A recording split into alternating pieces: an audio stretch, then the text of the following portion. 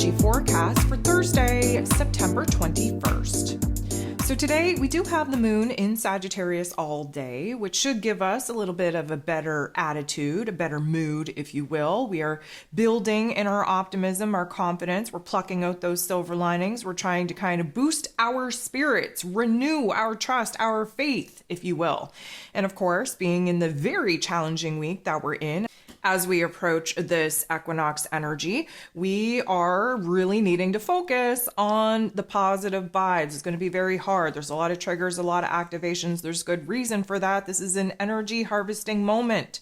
This is why we really have to focus on the vibration and frequency in which we want to manifest, because we are moving into new timelines, new soul contracts with this particular shift in season and in cycle. I think it's also helpful to kind of remember that we are closing out the final degrees of Virgo season, and we are kind of building our way to the first quarter moon in Sag. That, of course, will take place just hours before we actually shift into these equinox energies and, of course, Libra season. So there are 10 different aspects here today, 9 of them going to involve the moon. The sun in Virgo energy going to trine with Pluto. Pluto, of course, is retrograde in Capricorn energy, giving us an opportunity to really kind of disassemble, deconstruct, break away from those particular aspects in our physical realm that are no longer needed, no longer encouraging, no longer supportive, and definitely holding us back. Now, this particular energy definitely going to kind of raise our vibration, our frequency, our mood, our attitude, our spirits, to be able to understand how beautiful it is to actually be a creator here in this world. And instead of taking a good look at the cards in which we've been dealt and the pain and the trauma and the changes forced upon us from a victimhood mentality, how beautiful it is to step into a placement of power, to take control, to actually rise to the challenge of being able to put hands on in our physical realm and start rearranging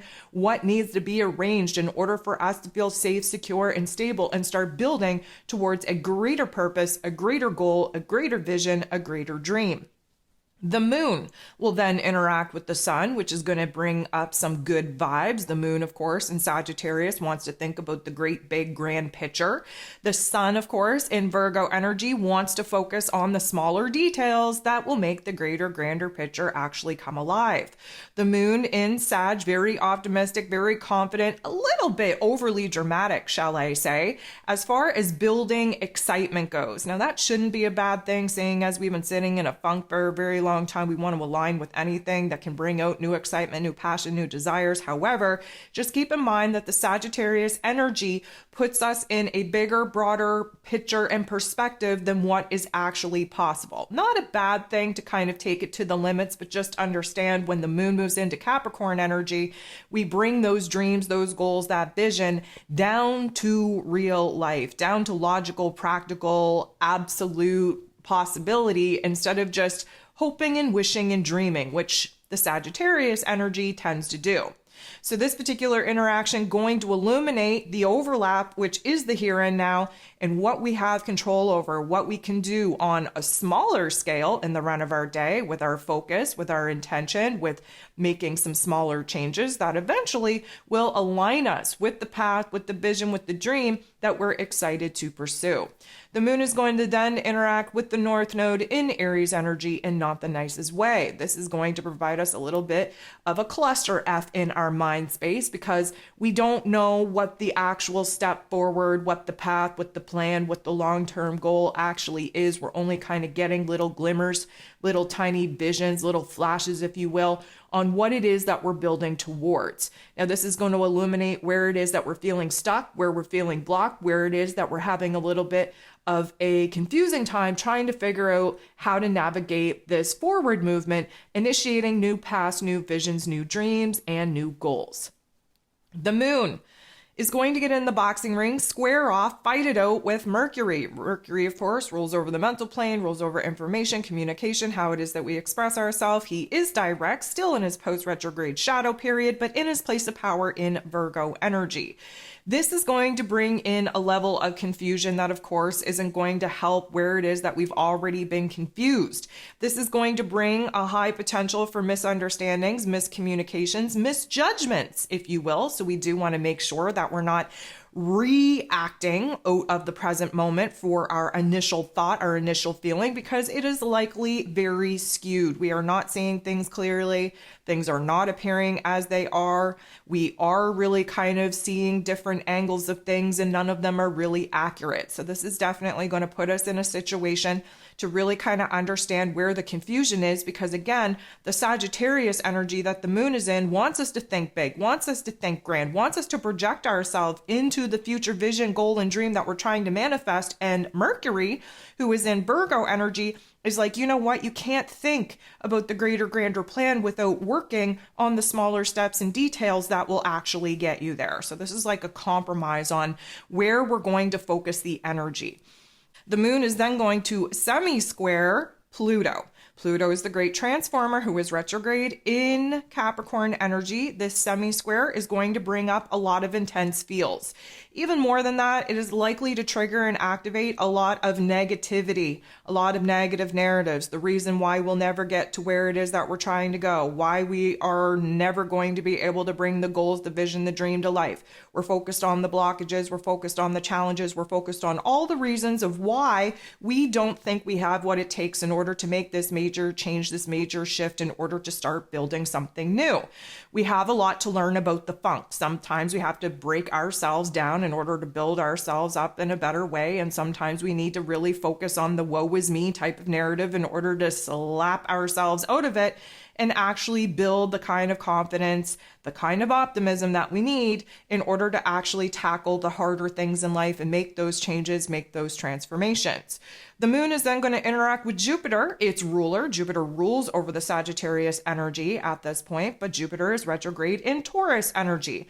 This particular interaction isn't the best one, and what it's going to do is illuminate the very dramatic and drastic options, choices, decisions, directions that we have to choose from. Of course, Jupiter wants us to grow. He wants us to kind of push the boundaries of our comfort zone, really expand on our experiences, on our opportunities, especially to create change in our physical realm. We're rearranging, we're realigning, we're even reevaluating whether or not we're on the same path with the same goals that we had back in May. This is going to bring in a lot of feels. It's going to feel very urgent, very intense, like we have to decide, we have to make a decision. But again, we're lacking a little bit of information and details in order to make that informed decision. So therefore, we're kind of at odds within ourselves. We want to grow, we want to take action, we want to make moves, but that path, that plan, that strategy, super not clear enough yet for us to make any kind of moves. The moon is then going to sextile, beautiful interaction, with Mars, the god of war, who rules over our physical energy, our drive, our passion, our desire, who is in his weakest placement in this Libran energy, aggressively trying to sort through the intellectual, mental plane, trying to come up with the pros and cons, the everything in between in order to make an informed decision. We are having to aggressively attack what our focus, what our excitement, what our inspiration should be in order to motivate us and put us in a more determined type of path in order to make the changes that we know that we have to make in order to break free from the old and really open ourselves up to the new. Now, this particular energy, this particular interaction, we're going to run with it. We're feeling good. We're feeling inspired. We're feeling motivated, even if it is for a very short amount of time. There is going to be an aha moment, an epiphany, if you will, on where it is that our attention is being asked for, and therefore what we have to pour our time, energy, and attention into. The moon then goes ahead and trines, beautiful interaction, with Venus, the goddess of love, beauty, worth, pleasure, and money, who is in the heart and soul of the zodiac in this Leo energy. Yes, she's still in her post-retrograde shadow period until about the end of the first week of October. But nonetheless, she is gaining in her emotional strength. She's really figuring out through the process of identifying who and what needs to stay, needs to go, really what it is that she has to take action on, what is going to bring her the most happiness, the most joy, the most pleasure, the most safety, the most security, the most stability in her physical realm for the long term.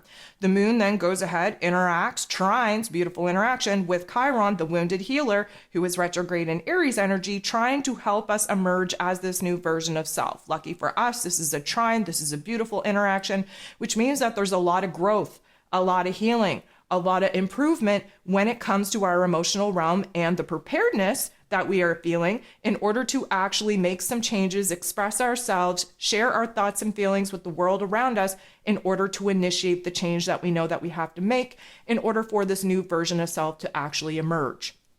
The last thing that we got going on here today is the moon making a very, very beautiful aspect with Saturn, the Lord of Karma, who is retrograde in Pisces energy, really helping us to see where it is that we have to dissolve the old self. We have to dissolve the old belief system. We have to dissolve the fears, the doubts, the insecurities that are constantly keeping us from pursuing our goals, pursuing our dreams, really believing in ourselves, believing that anything is possible, because of course, many of us stuck in the mind frame where we are dependent on the logical, practical point of view of our current circumstances. And if you are basing what is possible for you just on what is currently happening for you, then you might have a very limited view on what is actually possible. We have to open up our minds, open up our heart space, really shift our belief system, not into la la land, but into logical, practical rationalization on where it is that we've outgrown certain aspects of self, of relationship dynamics, of certain commitments, roles, responsibilities, obligations,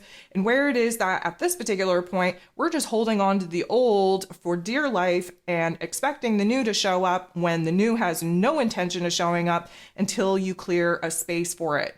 So emotionally speaking, we are very logical, very practical, taking a very grounded approach to what needs to change, what we've outgrown, where it is that we're bossing up to new roles, new responsibilities, new timelines, new soul contracts, if we're able to kind of stand in the right vibration and frequency as we're moving through this equinox energy.